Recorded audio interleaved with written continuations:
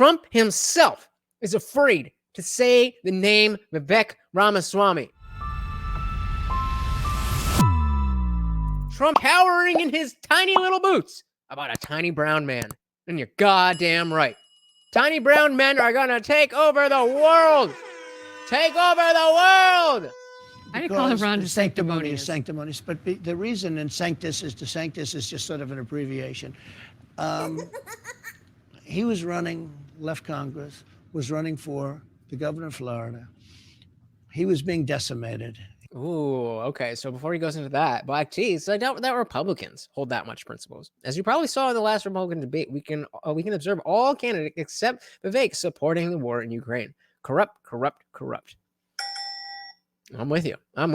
And so what I like to do is when we talk about these things is to separate the ideologies, because there's a big difference in my mind. When I talk about a conservative voter, that is a very different thing than a Republican politician.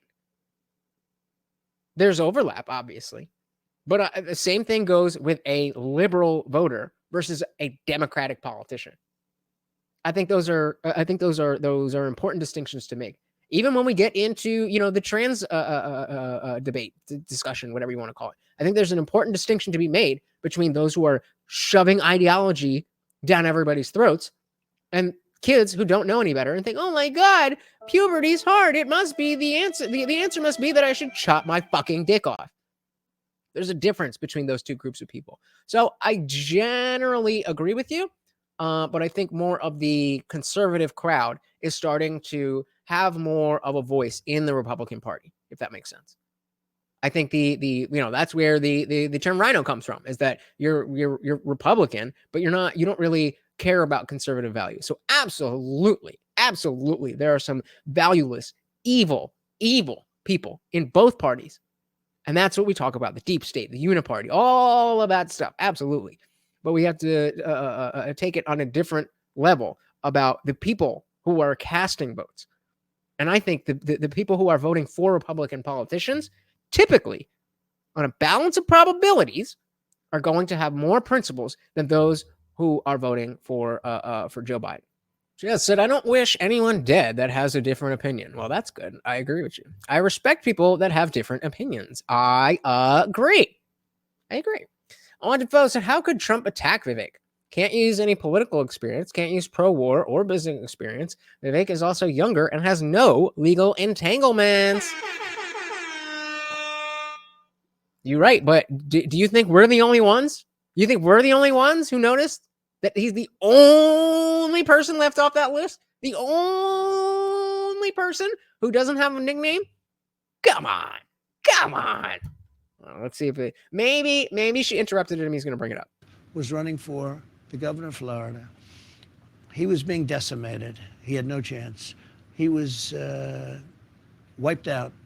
And he came to see me. I didn't know him very much at all, but what I did know is that he was on television along with 150 other congressmen, Republicans, that talked about impeachment hoax number 1, impeachment hoax number 2, and they'd say I was innocent. And they turned out to be right. By the way, those two, that phone call was perfect.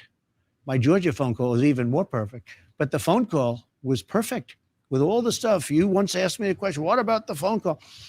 It turned out not only was it perfect, all of the stuff that's happening now shows that Donald Trump was right on that phone call when I spoke to the president of Ukraine. Anyway, Ron DeSanctimonious comes in. And I love how the auto captions always capture it as Rhonda Santis. That's a little thing that tickles me, and I like it. He said, could you endorse me? Because I think I could win. I said, Ron, you're so far behind. You don't have a chance. You're dead. Okay, so Xander's going the other way. That is not even a threat.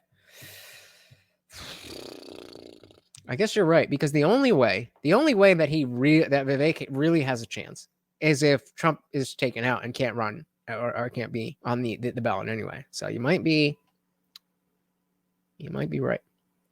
That's perfect. Black T said Trump had really good ideas for his second run. School choice, for example, very thoughtful policy. Agreed. Sanders said Trump goes after DeSantis because he is a threat. Fair analysis, sir. He said but I didn't know. It was running against the man who was the Secretary of Agriculture. I think his name Adam Putnam, and he was up by 30 or 40 points. It was over. It was over.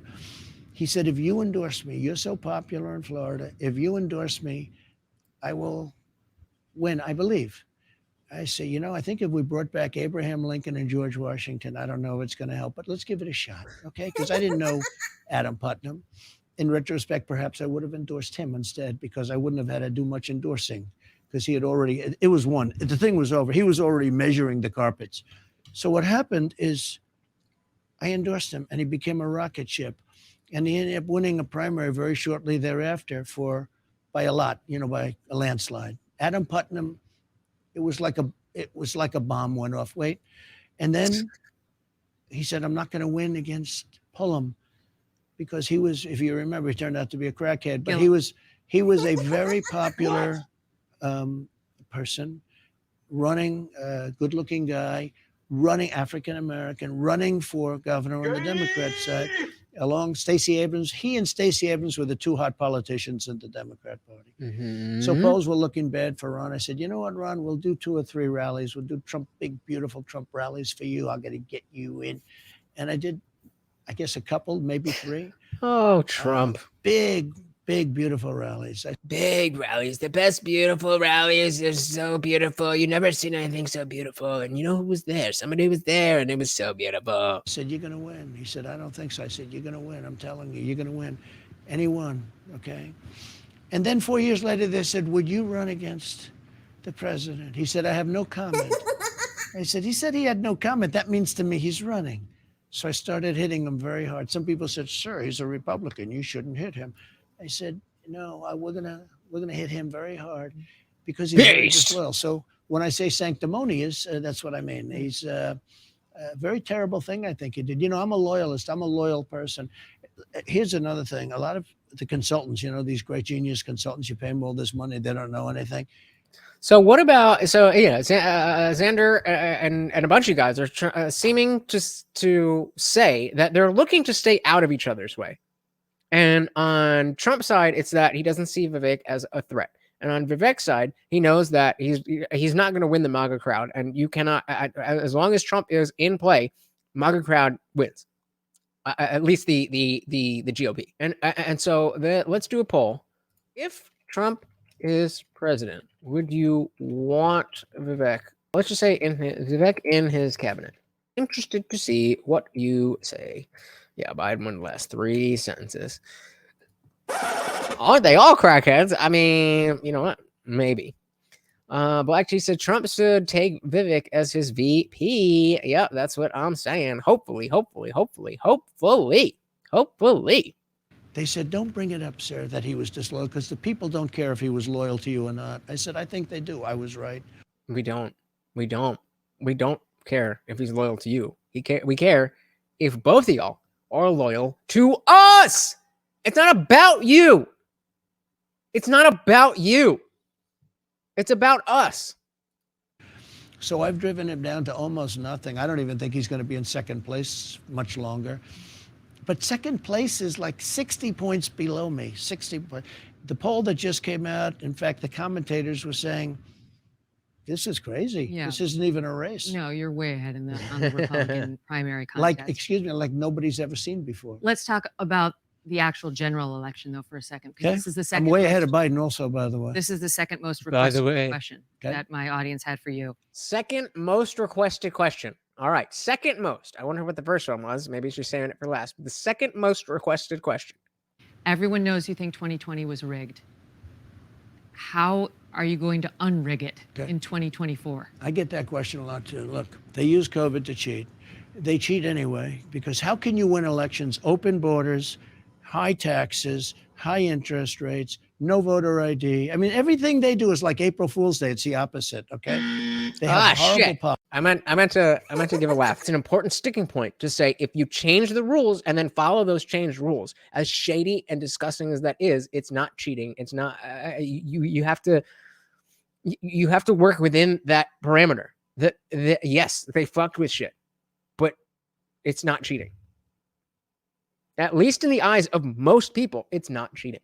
And so the more that you say that, yes, you can rile up your base, but the base is going to vote for you anyway. Your base is going to vote for you anyway. Policy. They're only good at cheating on elections. You want to know the truth. And I get the question too. We have unbelievable people, and we're going to be fighting like hell. Because if I don't win the election, meaning this philosophy, this thought, but if I don't win the election, I think our country is finished. I think it's the most important election we've ever had. If I don't... Yeah, they all say that. They all say that. Sanders said that's the thing that holds Trump back a lot. He is very egocentric and all about me, me, me. And that's a turnoff to a lot of folks, even supporters like myself, says Xander. I agree. I think as somebody who is a tacit supporter, it's very clear that the reason to vote for Trump is because Trump is going to do what's best for Trump. And it just so happens that what's best for Trump is a better America.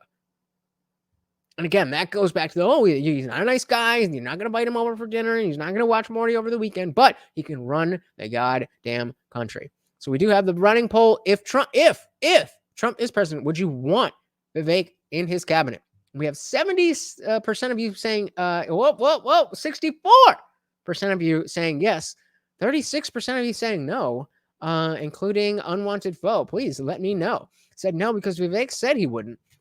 That he doesn't work well under others, and I want to vote in someone who stands by what they say. I guess, but you realize that that's just a line because of the understanding that Trump is the front runner. I don't know. Hey, we got some newbies. Welcome MJ to the party. Welcome Moo to the party. Welcome. How are you guys doing? Yes, we are still going because everybody has been so generous. We are going to finish out this whole damn thing. Black T said Trump had terrible advisors. He was not a Washington swamp monster with connections, not his environment. Had to rely on the first estimates of the deep state. Caesar crossing the Rubicon.